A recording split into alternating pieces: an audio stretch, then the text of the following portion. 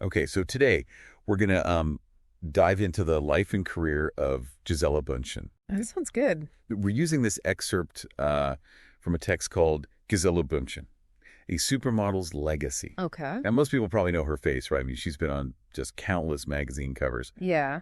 But this excerpt, it kind of reveals a woman who's so much more than that. Yeah. And so what we're going to try to do today is really deep dive into her journey. Oh. Figure out, what made her such a force in, modeling and beyond. Okay. And, see if we can glean some lessons from her incredible career. Yeah, I think one thing that's really interesting about her is she's not your typical, discovered in a shopping mall, like overnight success kind of story. Right, exactly. It wasn't like, poof, and she's a superstar. Yeah. It was a journey. She starts in Horizontina, Brazil, which the excerpt describes as, a small town with more tractors than fashion shows. Right, right. So you can imagine, her beginnings were pretty humble. And she takes a modeling course at 14, so you can see that drive was there early on. Yeah. But it's when she moves to New York City at 16 that things really start to take off. Right. And the excerpt talks about how tough it was at first. Can you imagine? Like being a teenager alone in a new country, facing constant rejection. Oh, absolutely.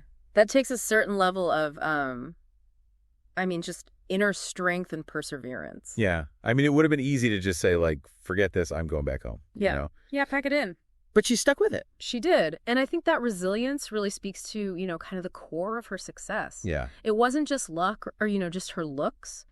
She was persistent. Yeah. She worked hard at her craft. She learned English. Wow. She adapted to a whole different culture. It's inspiring to hear.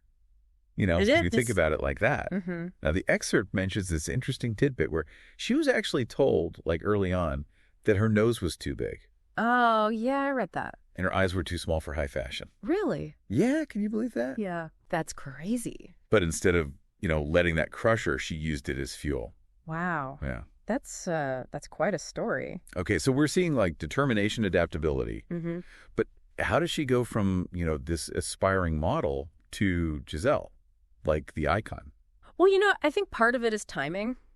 The late 90s fashion scene was kind of ready for a change. Right. The look at the time was what they called waif, a very thin, almost fragile looking. Right. But then Gisele comes in with this, athletic, sun-kissed energy. Yeah. The excerpt describes her walk as this powerful stride, head held high, radiating confidence. Yeah, I've seen clips of that famous Gisele walk. Oh, yeah. I can't even walk in a straight line. But it's interesting how, like, one thing can become so iconic. Yeah, so what made her walk technically different?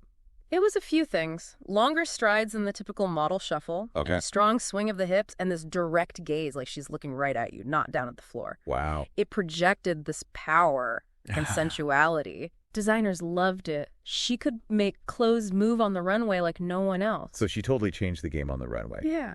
But then she takes that confidence and becomes a businesswoman. Mm-hmm. She launches her own lingerie line. Yeah, exactly. And she wasn't just, putting her name on a product. Right. She was involved in the design, the marketing, like building a whole brand. That's amazing. The excerpt quotes her as saying, "I wanted to create something that made women feel empowered, comfortable in their own skin." I love that. It's more than just fashion. Yeah. There's a message there. And speaking of messages, we got to talk about her environmental activism. Right. This is where I think her legacy really goes beyond the fashion world. Yeah. She's been a strong advocate for sustainability for years. I didn't realize it was for years. Oh, yeah. The excerpt talks about her work with the Rainforest Alliance, her efforts to reduce deforestation in Brazil, her support for clean energy initiatives. And it's not just talk. She puts her money where her mouth is. I think that resonates with a lot of people, Absolutely. It shows you can be successful and still fight for what you believe in. Totally. It challenges that old idea that you have to choose between profit and principles. Yeah. Now, we can't talk about Gisele without mentioning her marriage to Tom Brady. Of course, Tom and Gisele. Yeah. It was like a power couple phenomenon. Yeah, they were everywhere. And while, their personal life is their own, what's interesting is how they use their combined platform to amplify each other's work. Yeah, that's a good point. He supported her environmental initiatives. Yeah.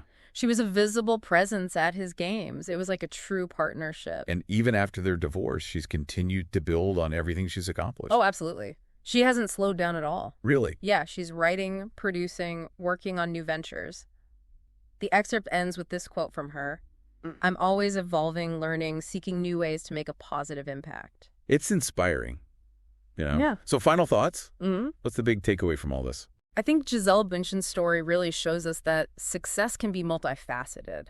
It's not just about one thing like looks or fame or wealth. Yeah. It's about resilience, continuous learning, and using your platform to make a difference.